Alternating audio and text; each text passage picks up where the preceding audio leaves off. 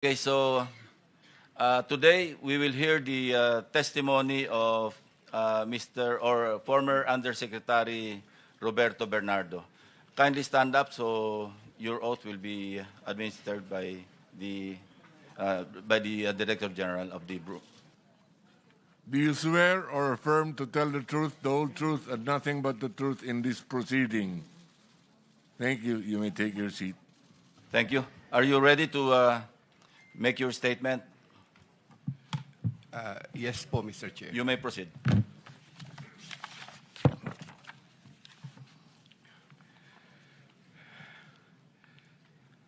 Dear Senator Lacson and honorable members of the Blue Ribbon Committee, I am Roberto Bernardo, formerly an Undersecretary for Operations of the Department of Public Works and Highways, DPWH. I was summoned to appear today before the Honorable Blue Ribbon Committee and required to testify in connection with its ongoing inquiry in aid of legislation into the reported anomalies in certain DPWH projects, flood control projects. Bago ko po ilahad ang aking nalalaman sa mga bagay na nais tumbukin ng kagalang-galang na Blue Ribbon Committee, ako po ay umaamin sa aking maling nagawa. Ako po ay hindi naging matatag at tapat sa pagpapatupad ng tungkulin na ipinagkatiwala sa akin ng ating pamahalaan at sambayanan. Taus-puso at puno ng pagsisisi na ako po ay humihingi ng kapatawaran sa Diyos, sa ating bansa at mga kababayan, gayon din sa aking pamilya, mga kaibigan at sa lahat ng aking binigo.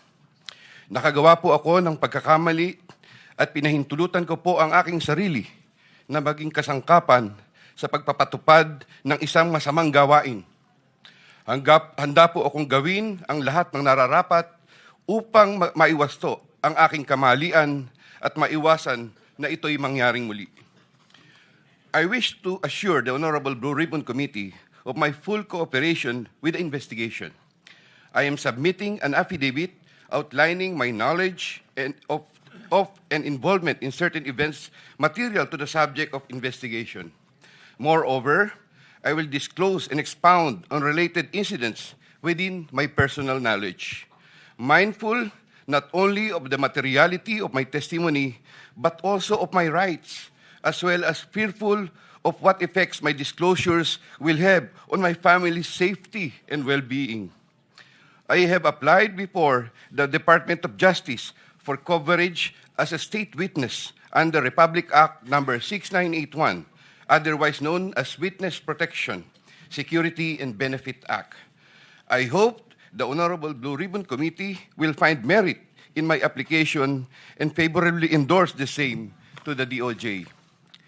With the assurance of the Honorable Blue Ribbon Committee that my rights and benefits under RA 6981 shall be respected, I am prepared to submit the aforesaid affidavit to Honorable Blue Ribbon Committee and swear to and testify on the same, with the approval of the Honorable DOJ Secretary on the disclosure thereof for such purposes.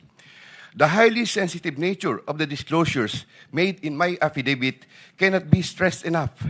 These deal with involvement in irregularities of 4 senators and 1 congressman, 1 member of a constitutional commission, and 1 undersecretary, seriously undermining public trust in 2 out of 3 branches of our government and a constitutional body, thereby posing a significant threat to our national security as it may lead to political instability, which may weaken the ability of the government to function effectively. 25 of September 2025, Makati City, Metro Manila. And this, Mr. Chair, signed na po ito. Okay. May we hear from Secretary Remulla since he mentioned about his application for admission into the program? Your Honor, we will have to evaluate his statements in relation to all the other testimonies that we have gathered in the DOJ and in the Blue Ribbon Committee. The Senate President, Mr. Chairman, Guzman. yeah. We would like to listen to your sworn affidavit, if you have one, or an affidavit that you will swear to complete the disclosure that you're talking about. Otherwise, those are mere general statements. Please, thank you. Yes, Mr. President, Mr. Chair, may I be allowed to read the Yes, you may proceed, Yusek Bernardo. affidavit? I, Roberto R. Bernardo, Filipino, of legal age, a resident of Malolos City, Bulacan, under oath, deposed and state. In connection with the ongoing Senate Blue Ribbon Committee investigations, I intend to submit this affidavit which provides details of my knowledge about matters within my jurisdiction relating to flood control projects when I was still serving as Undersecretary for Operations of the Department of Public Works and Highways. This affidavit lays out details. Sorry, excuse me. You have your counsel now with you? Yes, sir. Yes, po, Okay, Mr. on Chair. record. Okay. This affidavit lays out details of the involvement of legislators as well as other government officials with a commitment on my part to expand these disclosures as my best recollection of facts and records may serve. Number three, since the received an invitation to appear in these proceedings, I began collating, vetting, and consolidating all written communications, documents, tables, and matrices and lists in my possession, the retrieval of which has been difficult since I retired from public service last August 2025. With the benefit of more time and greater freedom to access files, I am confident that I can provide even more material and relevant evidence that would clarify the issues once and for all. Number four, more importantly, I am executing and submitting this affidavit with my full and absolute consent as an integral part of my application to be admitted under the Witness Protection Program through the favorable recommendations of the Honorable Chairman of the Blue Ribbon Committee, Senator Ping Lacson, and the Honorable Senate President, Tito Soto, under Section 4, as well as Section 10 of Republic Act Number 6981, otherwise known as Witness Protection, Security, and Benefit Act before the Department of Justice. I attest and confirm that the names, dates, and transactions mentioned hereunder are based on my direct personal knowledge and have ample documentary support where necessary or desirable if given full opportunity to retrieve the same.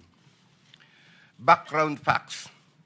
I earned my bachelor's degree in Bachelor of Science in Civil Engineering in 1984. I am a registered civil engineer by profession.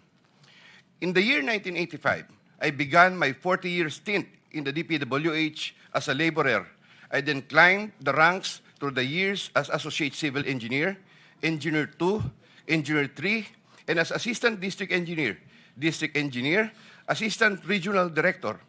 I then became Assistant Regional Director CESO 4 sometime in 2012 until my appointment as Assistant Secretary in 2016. I finally became Undersecretary more than a year later and remained such until my retirement on August 2025. I met former District Engineer Henry Alcantara during my assignment in the Laguna 2nd District Engineering Office. Engineer Alcantara, Engineer Bryce Hernandez, Engineer J.P. Mendoza, and Engineer Algie Jumasig all belong to the Bulacan 1st DEO. 2020-2040 scheme.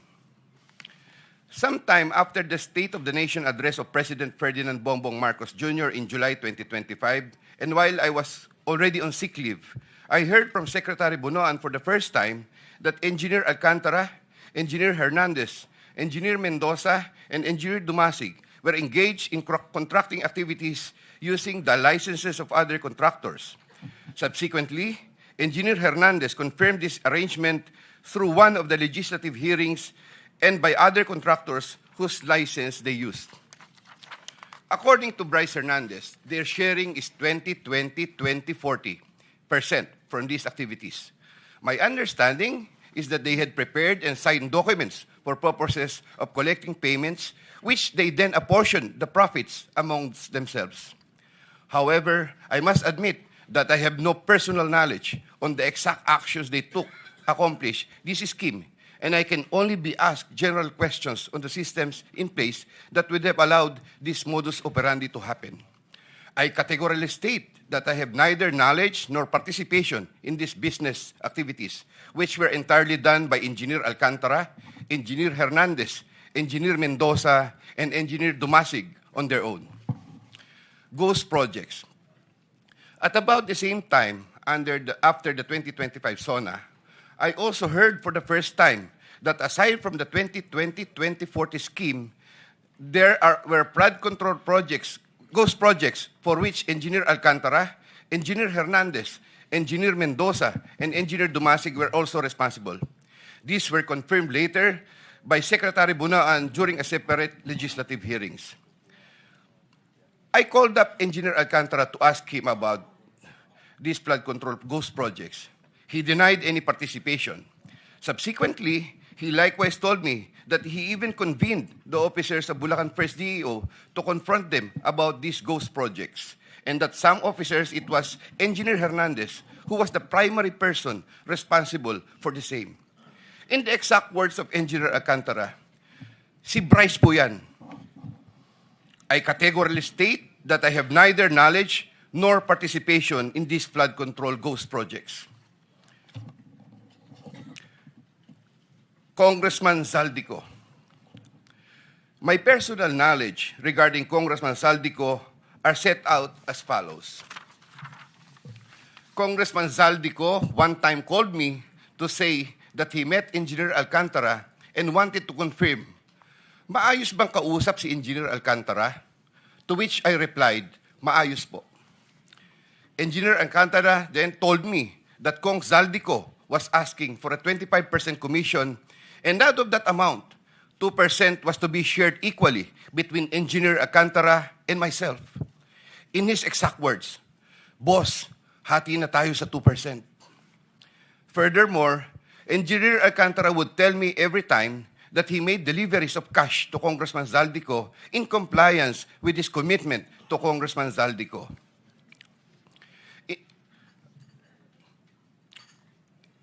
In this affidavit, I shall mention my personal knowledge regarding Senator Chis Escudero as follows. Maynard Ngu and I are close friends, and we go years back. He is also a close friend and campaign contributor of Senator Chis Escudero. Maynard Ngu asked me to submit a list of projects. I personally submitted a list of projects to Maynard Ngu, and some of the items therein pertaining to Valenzuela and Marinduque projects were subsequently included in the General Appropriations Act. A copy of the list of Valenzuela and Marinduque projects is here to attach to this affidavit as Annex A. When I gave him the list and in relation to the commitment, I asked him, Boss, paano to? Maynard replied, bahala ka na. I asked, Boss, okay na ba ang 20%? Maynard said, okay. After inclusion of the projects in Dagaa, I delivered 20% of approximately 800 million or about 160 million to Maynard Ngu, which was meant for Senator Escudero. Finally, I would like to add that deliveries of cash were personally made to me, by me, to Maynard Ngu at his office in Manila. I confirm that Commissioner Lipana requested that he be referred to officers of DPWH Bulacan First DEO. I referred to Engineer Bryce Hernandez.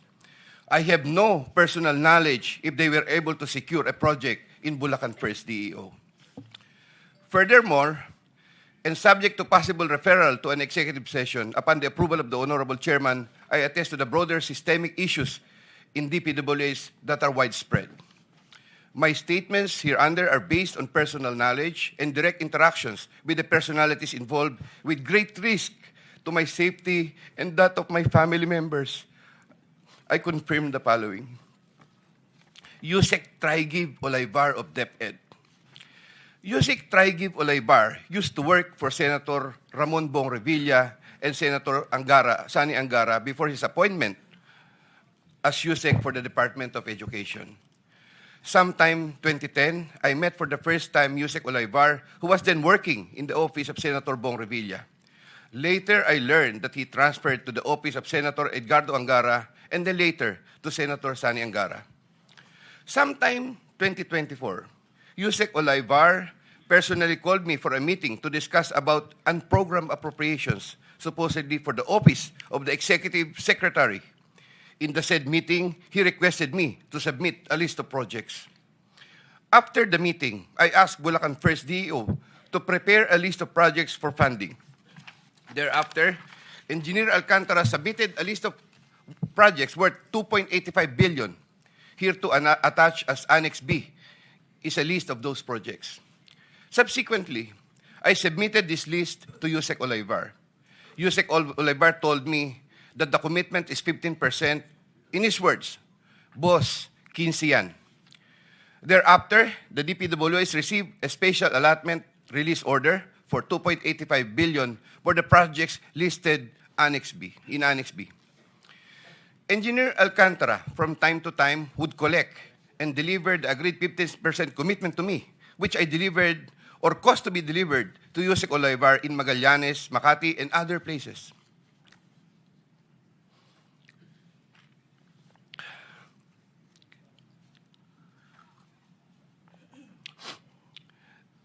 Senator Ramon Bong Revilla.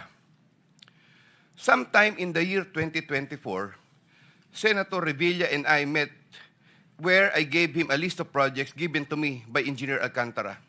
Senator Revilla asked for a commitment, which I suggested. Then he approved at 25% of the total amount of the projects indicated in the list here to attach as Annex C. I relayed the 25% commitment to Engineer Alcantara and told him that Senator Revilla will appreciate additional contributions for his senatorial re-election bid. Engineer Alcantara collected the 25% commitment, or about 125 million, which was turned over to me and then delivered to Senator Revilla in his house in Cavite.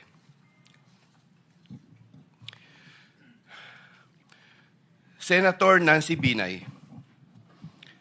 Sometime in the year 2024, Carlin Villa, a staff of trusted confidant of Senator Binay, called me and asked for a commitment which was set at 15% of the total amount of the projects indicated in the list here to attach as Annex D.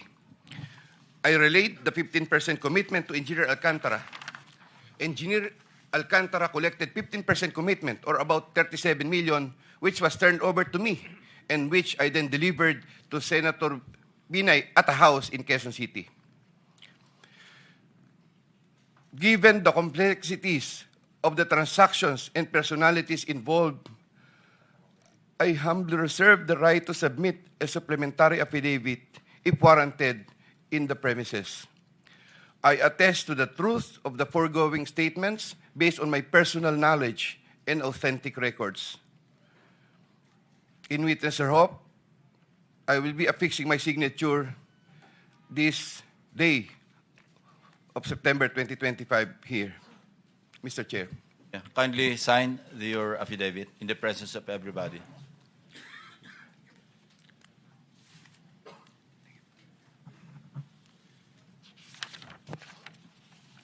Here, Mr. Chair, I have already signed it. For the record, you signed the same affidavit that you read, no? Yes po, Thank Mr. you. Chair. Maraming salamat, Yusek. Secretary Remulla is recognized. Your Honor, after hearing his affidavit and his willingness to disclose all other details about the transactions that happened under his watch, may I respectfully ask the committee to allow the DOJ to have an evaluation of Mr. Bernardo immediately. This matter has to be done because of the gravity of the situation and the fact that we may have to really work overtime on legal matters that are needed, or necessary legal matters, so that we can preserve the monies and other things that are involved in this discussion. Thank you, Secretary Remulla.